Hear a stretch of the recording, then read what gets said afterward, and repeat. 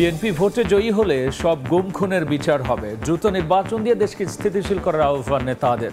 জাতীয় স্বার্থে এক থাকার ডাক জামায়াতের। জাতিসংঘ মহাসচিব সহযোগীদের আশ্বাস দিলেও সংস্কার হবে নিজস্ব প্রক্রিয়া, জানালেন প্রেস সচিব। 7 কলেজ নিয়ে বিশ্ববিদ্যালয়ের নাম ঢাকা সেন্ট্রাল ইউনিভার্সিটি। এবং স্বাধীনতা দিবস ঘিরে নেই নিরাপত্তা ঝুঁকি, হচ্ছে না কুচকাওয়াজ, জানালেন স্বরাষ্ট্র সচিব। ঈদের আগে শ্রমিকদের বেতন বোনাস নিশ্চিতে কাজ করছে সরকার।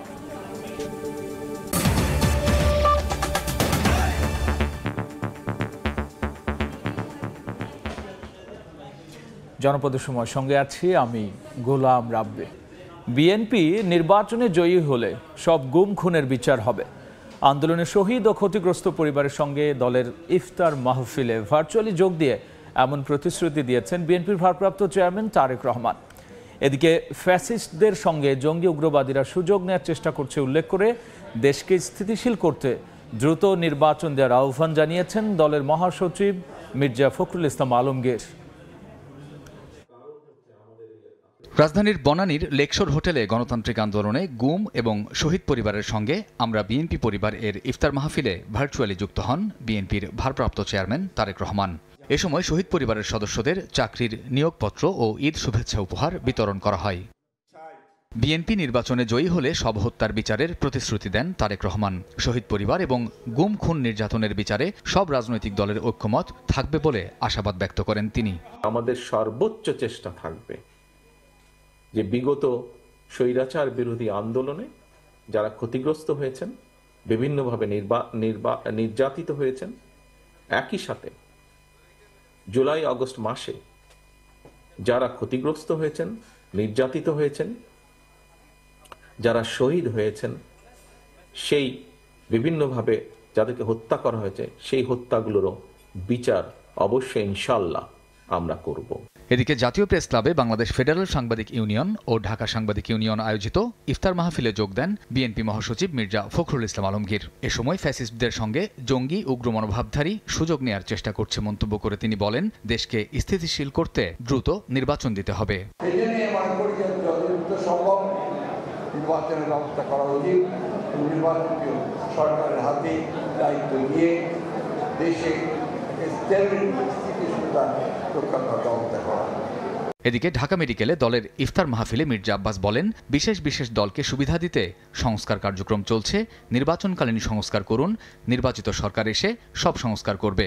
তথাকথিত বুদ্ধিজীবী আমদানিকৃত লোক যারা এই দেশের নাগরিক পর্যন্ত নয়, তাদেরকে দিয়ে আপনারা করবেন, আমরা মেনে নেব। কামরুজ্জামান মামুন, সময় সংবাদ, ঢাকা। রাজনৈতিক মতভেদ থাকলেও সার্বভৌমত্বের প্রশ্নে সবাইকে এক থাকার আহ্বান জানিয়েছেন জামায়াত আমির। আর দলটির সেক্রেটারি জেনারেল বলেছেন, প্রয়োজনীয় সংস্কার শেষে নির্বাচনের রোডম্যাপ ঘোষণা করতে হবে সরকারকে। রাজধানীতে আলাদা 2টি ইফতার অনুষ্ঠানে যোগ দিয়ে এসব কথা বলেছেন জামায়াতের শীর্ষ 2 নেতা।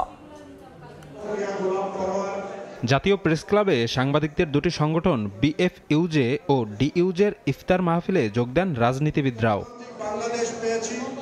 এতে অংশ নিয়ে গণঅভ্যুত্থান পরবর্তী বাংলাদেশ বিনির্মাণে প্রয়োজনীয় সংস্কার শেষে দ্রুত নির্বাচনী রোডম্যাপ ঘোষণার দাবি জানান জামায়াতে ইসলামের সেক্রেটারি জেনারেল মিয়া গোলাম পরোয়ার। পাশাপাশি বিগত ফ্যাসিস্ট সরকারের যারা অপরাধে জড়িত ছিল তাদেরকে বিচারের আওতায় আনার দাবি জানান তিনি।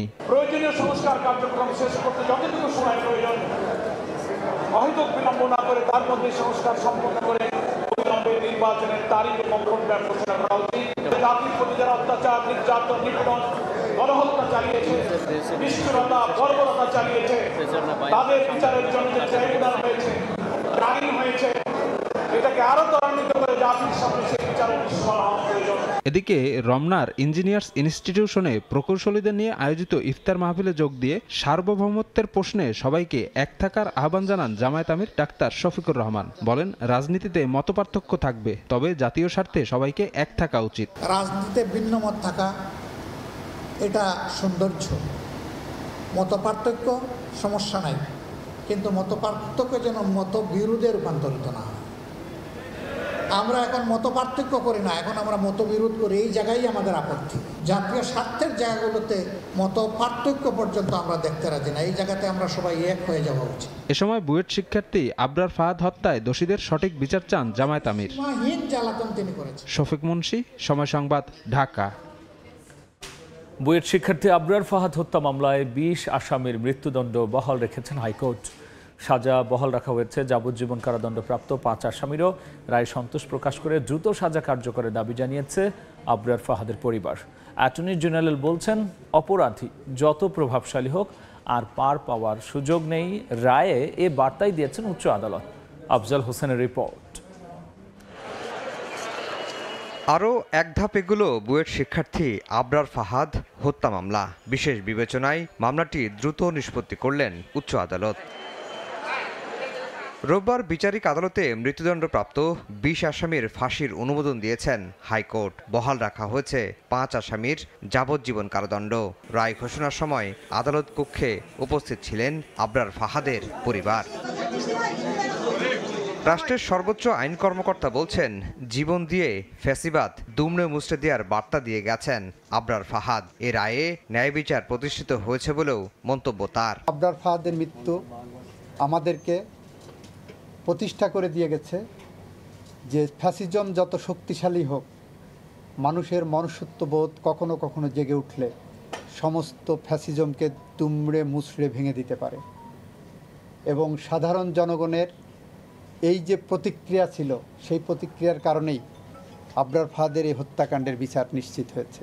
রায় ঘোষণার পর রাজনীতি থেকে শিক্ষার্থীদের বিরত থাকার আহ্বান ছিল আবরারের বাবার। এখন দ্রুত রায় কার্যকর দেখার অপেক্ষায় তারা। কারাগার থেকে এক আসামি পালিয়ে যাওয়ার ঘটনায় ক্ষোভ প্রকাশ করেন পরিবার। ভবিষ্যতে যাতে আর কারোর যাতে এই ধরনের কোনো পরিণতি যাতে না হয়, সেই জন্য আসলে আমাদের চাওয়া ওইটাই মেনলি যে যত দ্রুত সম্ভব বাকি যে স্টেপগুলো আছে সেগুলো সম্পূর্ণ হোক। ছাত্রদের কাছে আবেদন থাকবে তারা যেন এই সমস্ত খারাপ রাজনীতিতে যেন জড়িত না হয়। রায় কার্যকরে অপেক্ষা করতে হবে আপিল বিভাগে মামলা নিষ্পত্তি পর্যন্ত, কেননা রায়ের বিরুদ্ধে আপিল করার কথা জানিয়েছেন আসামিপক্ষ। ন্যায় বিচার যেটা প্রত্যাশা করেছিলাম, সেই প্রত্যাশা অনুযায়ী ন্যায় বিচার আমরা পাইনি। আবরার হত্যা মামলার রায়ে সন্তুষ্ট তার মা রোকেয়া খাতুন। সারা দেশের সব শিক্ষা প্রতিষ্ঠানে ছাত্র রাজনীতি নিষিদ্ধ চান আবরারের পরিবার। দুপুরে হাইকোর্টে রায় বহাল রাখার পর আবরার ফাহাদের কুষ্টিয়ার গ্রামের বাড়িতে গেলে তারা আদালতের প্রতি সন্তুষ্টি জানান। তবে কারাগার থেকে এক আসামি পালিয়ে যাওয়ায় ক্ষোভ জানান। পলাতক সব আসামিকেও দ্রুত গ্রেফতার করার দাবি জানান। আশা করেন আপিলেও এর রায় বহাল থাকবে এবং রায় দ্রুত কার্যকর হবে।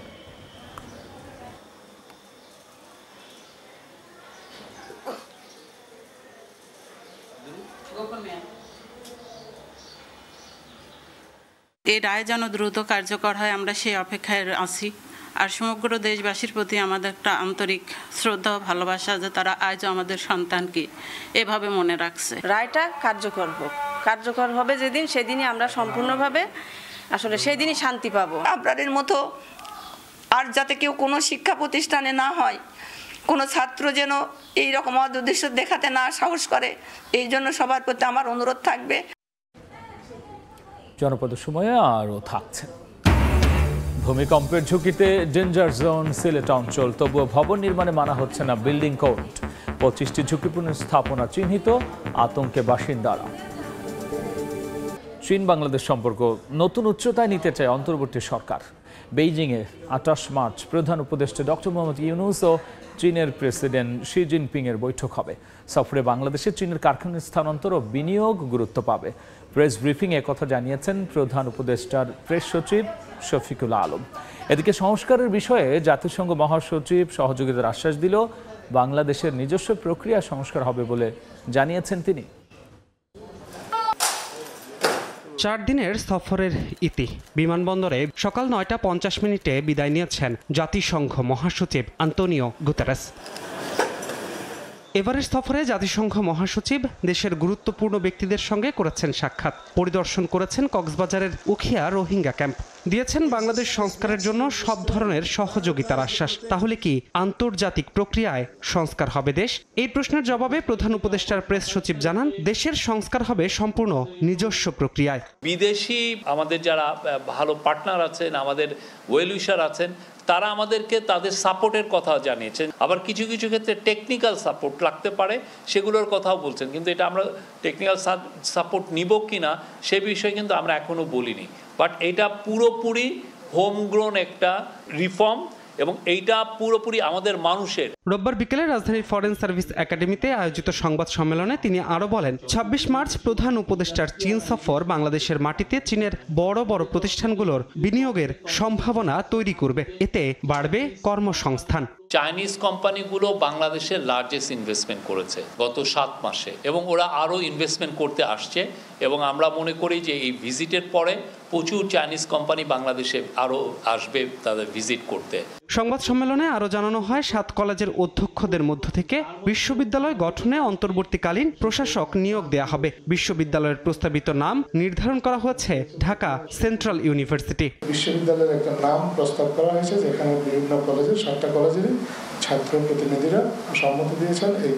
এই বিশ্ববিদ্যালয়টার নাম হবে, প্রস্তাবিত নাম ঢাকা সেন্ট্রাল ইউনিভার্সিটি। নামটা চূড়ান্ত করার আগে বিশ্ববিদ্যালয় মঞ্জুরি কমিশন ইমেইলের মাধ্যমে বিভিন্ন স্টেক হোল্ডারদের মতামত নিয়েছেন। দেশের আইন শৃঙ্খলা পরিস্থিতি নিয়ন্ত্রণে 17 মার্চ দেশের উচ্চ পদস্থ 127 পুলিশ কর্মকর্তার সঙ্গে প্রধান উপদেষ্টার বৈঠক হবে বলেও জানানো হয় সংবাদ সম্মেলনে। পুলিশ অফিসারদেরকে জানাবেন এবং মাঠ পর্যায়ে তাদের অভিজ্ঞতা শুনবেন। ধ্রুব ব্যানার্জি, সময় সংবাদ, ঢাকা। 26 মার্চ স্বাধীনতা দিবস ঘিরে কোনো নিরাপত্তার ঝুঁকি নেই। এবারও কুচকাওয়াজ হচ্ছে না বলে জানিয়েছেন স্বরাষ্ট্র সচিব নাসিমুল গনি। দুপুরে সচিবালয়ে তিনি বলেছেন, নির্ধারিত সময়ে শ্রমিকদের বেতন বোনাস নিশ্চিতে কাজ করছে সরকার। ঈদযাত্রা নিরাপদ করতে পদক্ষেপ নেওয়া হবে বলেও এ সময় জানিয়েছেন সচিব। রমজান চলছে, ঈদের ছুটি পড়ছে এই সময়, 26শে মার্চ, এই তিনটে একসাথে পড়েছে। ফলে আমরা এগুলোর থ্রেড বিয়ার ডিসকাশন করেছি। ঈদ উপলক্ষে শ্রমিক অসন্তোষের সমস্যা থাকে, সেগুলো মিনিমাইজ করার জন্য যা যা পদক্ষেপ নেওয়া দরকার সেগুলো সংশ্লিষ্ট সকলের সাথে আলাপ করা হয়েছে। এবার কি 26শে মার্চে কুচকাওয়াজ হবে? গতবারও যখন হয়নি, এবারও হচ্ছে না এখন, কারণ আমরা এখন আছি একটা প্রধান উপদেষ্টা বলছে একটা ওয়ার ফুটিংয়ে আছি, আমরা আনন্দ করার মেজাজে নাই। জনপদের সময়ে আরও থাকছে। এবারের ঈদে দেশীয় পোশাকের পাশাপাশি ক্রেতাদের ঝোঁক পাকিস্তানি পোশাকেও। গরম সামনে রেখে প্রাধান্য পাচ্ছে হালকা রঙের পাতলা পোশাক। ঈদ কেনাকাটার খবর।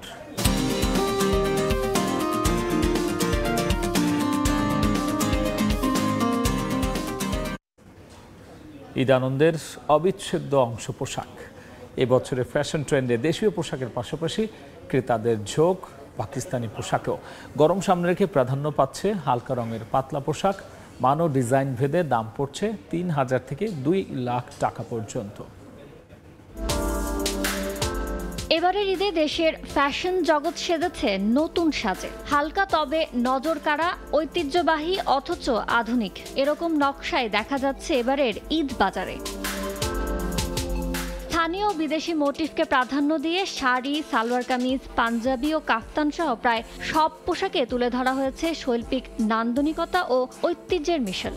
টপ সাথে সারারা, কোটি, এই টাইপের স্টাইলটা এখন ফ্যাশন চলছে। মেন্সের এথনিক এন্ড ওমেন্সের এথনিকটা খুব বেশি পছন্দ করছে। উৎসবের আবহে নারী ক্রেতাদের মূল আকর্ষণ হয়ে উঠেছে জমকালো সিল্ক ও শিফনের ওপর জারদোশি, সিকুইন কিংবা মিররের সূক্ষ্ম কাজের শাড়ি। লাইট কালারের মধ্যে পছন্দ করি। দড়ি সুতার কাজ, এই টাইপের কাজের প্রতি আমার খুব ইন্টারেস্ট এবার। নিখুঁত এমব্রয়ডারি, চিকেন কারি, সিকুইন ও হাতের কাজের পাঞ্জাবিতে প্রাধান্য দিচ্ছেন ছেলেরা। ট্রেন্ডের সঙ্গে মিলতে পারি ওইরকম কাপড়টা দেখতেছি। সিল্কের জাতীয় ভিতরে পাঞ্জাবিটা।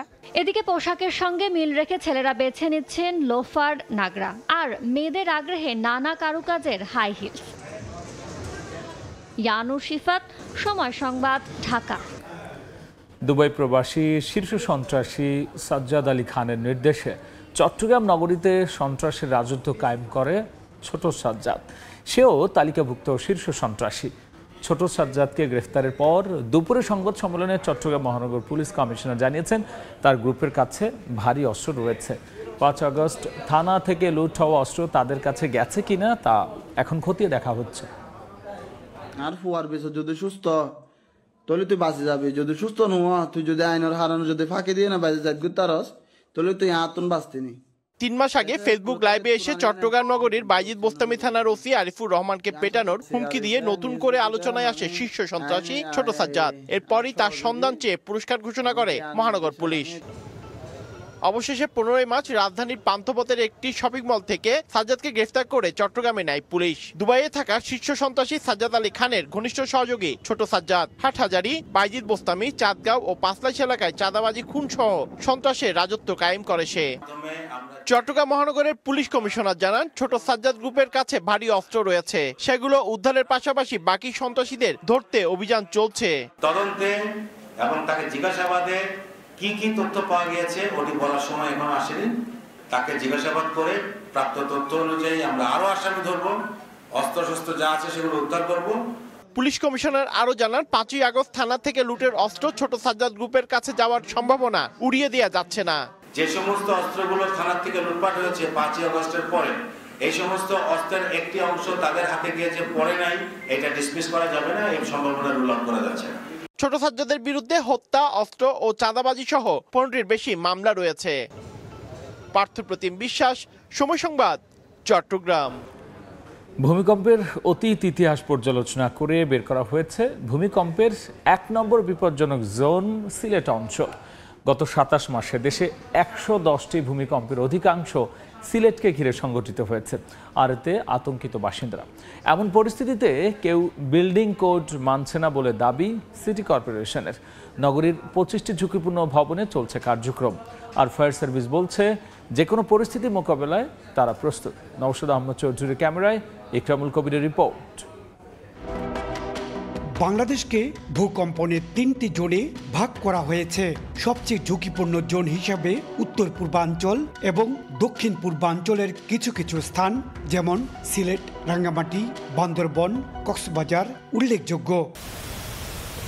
2023 সাল থেকে চলতি বছরের 5 মার্চ পর্যন্ত দেশে 110টি ভূমিকম্পের রেকর্ড করেছে ভূমিকম্প পর্যবেক্ষণ কেন্দ্র। ভূমিকম্প হইতে পারে, আপনারা তার প্রিকশন বা সাবধানতা অবলম্বন করুন বা সচেতনতার পর্যায়টা তৈরি করুন। এটা কিন্তু আমরা বলেই দিচ্ছি, যে কোনো সময় হইতে পারে, এক্স্যাক্টলি না বলা হোক, কিন্তু যে কোনো সময় হতে পারে সে বিষয়ে কিন্তু আমাদের মাথায় রাখতে হবে। ভবন নির্মাণে নকশা অনুমোদনের পর কেউ বিল্ডিং কোড মানছে না বলে দায়সারা জবাব সিটি কর্পোরেশনের। যারা দায়িত্বপ্রাপ্ত ইঞ্জিনিয়ার তারা সঠিকভাবে দায়িত্বটা পালন করেন। আমরা সব সময় তাদেরকে মিটিং করে এটা বলি যে অনুমোদন অনুযায়ী যাতে কাজটা করে। ভবন নির্মাণে নীতিমালা না মানার কারণে রাজা জিসি হাই স্কুলের এই ভবনটি মৃদু ভূমিকম্পে সম্পূর্ণ নষ্ট হয়ে যায় এবং পরবর্তীতে শিক্ষা প্রকৌশল অধিদপ্তর এই ভবনটি পরিত্যক্ত ঘোষণা করে। 2019 সালে নগরীতে সরকারি বেসরকারি 25টি ভবন ঝুঁকিপূর্ণ চিহ্নিত করেছে সিলেট সিটি কর্পোরেশন। ইকরামুল কবির, সময় সংবাদ, সিলেট।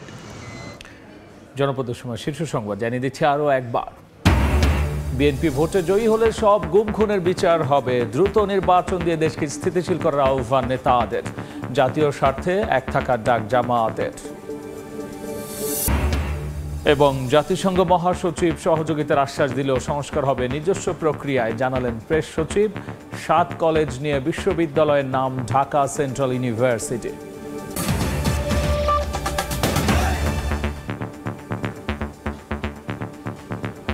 এই ছিল জনপদের সময়। সঙ্গী থাকুন সময়।